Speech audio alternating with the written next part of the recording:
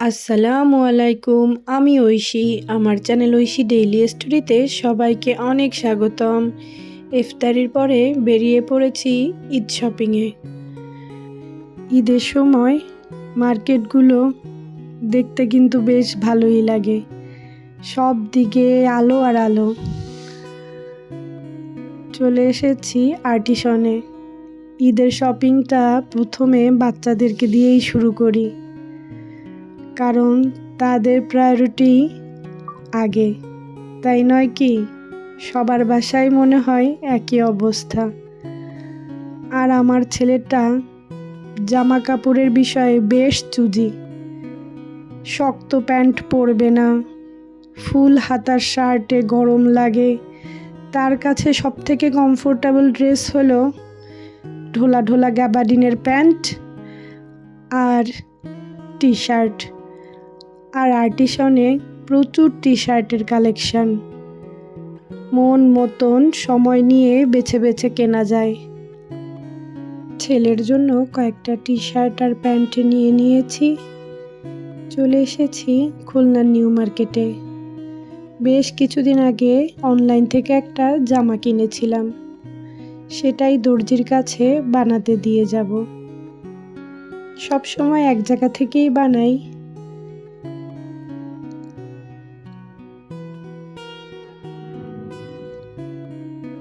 আগে কত ডিজাইন দিয়ে গজ কাপড় কিনে লেস লাগিয়ে সুন্দর সুন্দর ডিজাইন করে জামা বানাতাম। এখন আর সেই সময় নেই। সারাদিন নিজের জন্য সময় খুঁজে বের করাটাই টাফ হয়ে যায়। চলে এসেছি খুলনার বেলি রোডে। কেন এটাকে বেলি রোড বলছি? আমাদের এই শিববাড়ি মোড়ের এই রাস্তার দুপাশে সব ধরনের ব্র্যান্ড আছে। এর জন্য খুলনার মানুষরা এটাকে খুলনার বেলি রোড বলে। চলে এসেছি ক্লাব হাউসে। আমার কাছে বরাবরই ক্লাব হাউসের ড্রেসগুলো খুব ভালো লাগে। ক্লাব হাউসের ড্রেসগুলো রিজনেবলও আছে, আবার হাই রেঞ্জও আছে। কিন্তু ওদের ড্রেস মেকিংয়ের স্টাইলগুলো আমার কাছে বেশ ভালো লাগে। ক্লাব হাউস থেকে একটা ড্রেসও পছন্দ করে নিয়েছি। তারপরে আর ভিডিও করা হয়নি। এই শোরুমে ভিডিও করা যাবে না, ওই শোরুমে ভিডিও করা যাবে না, এর জন্য খুব একটা বাইরের ভিডিও নেওয়া হয়নি। আড়ংয়েও গিয়েছিলাম। আড়ংয়ে তো প্রচুর ভিড়। এই যে এই ড্রেসটা আমি ক্লাব হাউস থেকে নিয়েছি, বেশ ভালো লাগলো। আস্তে আস্তে কেনা শুরু করেছি। একদিন দুদিন করে যাব, পছন্দ হবে কিনবো, এরকম করেই তো ঈদের মার্কেটিং করি। খুব বেশি খুলে দেখালাম না, কারণ এটা আমার ঈদের ড্রেস।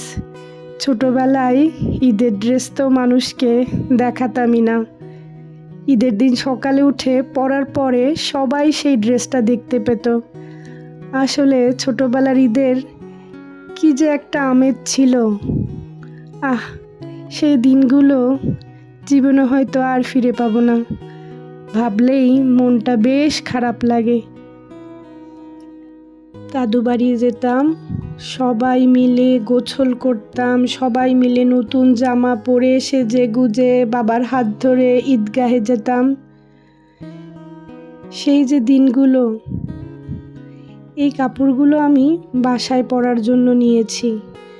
গরম আসছে, সুতির গজ কাপড়, একদমই পাতলা। এই কাপড়গুলো নিয়েছি বাসায় আমি একটু ঢোলা ঢোলা ফতুয়া এবং পায়জামা বানাবো। গরম আসছে, আমার গরমে এরকম ঢোলা ঢোলা জামা কাপড় পরতে বেশ ভালো লাগে। ছেলের জন্য কয়টা গেঞ্জি আর প্যান্ট নিয়েছি, সেগুলোই দেখাচ্ছিলাম। আড়ংয়েও গিয়েছিলাম। আড়ং থেকে দুটো সার্ভিং ট্রে নিয়েছি। আর এটা আমি খাবার টেবিলের জন্য নিয়েছি। দেখি যখন খাবার টেবিলে ব্যবহার করব তোমাদেরকে দেখাবো। আর নিয়েছি খাবার টেবিলের জন্য এই ম্যাট সেটটা। এটা আমাদের খুলনার মিয়াকো নামে একটা দোকান আছে, ওখান থেকে নিয়েছি। বেশ ভালো লাগলো। আর ঈদে যেহেতু আসছে, ঈদে তো একটু ঘরটাকে অন্যভাবে সাজাতেই হবে। আর এখন নিজের জিনিসের থেকে ঘরের জিনিস কিনতে বেশ ভালো লাগে। ঘর সাজাতে কিন্তু আমার বেশ ভালো লাগে, তাই মনে হয় কি নিজের জিনিস কেনার আগে ঘরের জিনিস কিনি। যাই হোক, এটা বোধহয় বয়সেরই একটা প্রভাব। আগে এতদিনে ঈদের সব মার্কেটিং কমপ্লিট হয়ে যেত, আর এখন কেবল শুরু করেছি ঈদের মার্কেটিং। সামনের সপ্তাহে ইচ্ছা আছে ঢাকা যাবার, এর জন্য ইচ্ছে করে অনেক কিছুই কিনছি না, ঢাকা যেয়ে কিনবো। মেয়ের জন্য তো কিছুই কিনিনি। ইনশাল্লাহ যদি ঢাকা যেতে পারি সামনের সপ্তাহে, তবে মেয়ের জন্য এবার শপিংগুলো ঢাকা থেকেই করব। আসলে আব্বু আম্মু ঢাকা গেছে, বোনও বারবার বলছিল অনেক দিন ঢাকা যাই না, তাই ভাবলাম একটু ঘুরে আসি। আসলে একঘেয়েমি জীবনে মাঝে মধ্যে বেশ হাঁপসে যাই। সারাদিন একই রুটিন, একই কর্মক্ষেত্র, তাই মাঝে মধ্যে একটু জায়গা চেঞ্জেরও দরকার আছে। সব কিছুর উপরে এত ধুলাবালি পড়ে, প্রত্যেক দিনই পরিষ্কার করা হয়, তারপরও মনে হয় যে কিছুই পরিষ্কার করিনি। আজকে খুব একটা ইফতারি বানাবো না, প্রত্যেক দিন ভাজা পোড়া খেতে খেতে আর ভালো লাগছে না। আজকে একদম সহজ সাপটা ইফতারি বানাবো। একটু ফ্রাইড রাইস করব, আর চিকেন ফ্রাই মাখানো আছে সেটা বের করে ভেজে নেব। তারপরও একটু বেগুনি, একটু পেঁয়াজু, সেটা না হলে তো আর হয়ই না। ছোলাটাও রান্না করা আছে ফ্রিজে, খালি একটু ওভেনে গরম করে নিলেই হবে। এত কিছুর পরে তারপরও কেন জানি মনে হচ্ছে ইবাদতটা ঠিক মতন হচ্ছে না। বাচ্চারা, মনে হয় কি সংসারে কাজ নেই, তারপরও কাজের কোনো কমতি নেই। যে আশায় বাচ্চারা আছে, যেখানে যেটা ব্যবহার করেছে সেখানেই সেটা রেখে দেবে। আর আমার দুজনই হলো ছোট ছোট বাচ্চা, তাদেরকে নিয়ে আমার ভোগান্তির শেষ নেই। সারাদিন এটা এখানে এই ছবি আঁকবে, এই এখানে এটা ফেলে রাখবে। আসলে আমাদের মায়েদের কাজের কোনো শেষ নেই।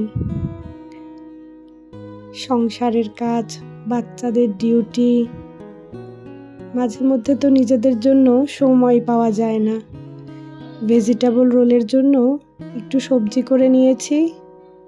এখানে রাইসটা ঝটপট করে নিয়েছি, আলাদাভাবে সেদ্ধ করে নিই। ফ্রাইড রাইসটাও কিন্তু হয়ে গেছে। আজ আর খুব বেশি ভিডিও করিনি,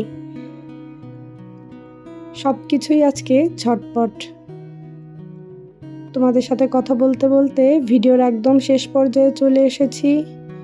সবাই খুব ভালো থাকবে, সুস্থ থাকবে, নিরাপদে থাকবে। আল্লাহ হাফেজ।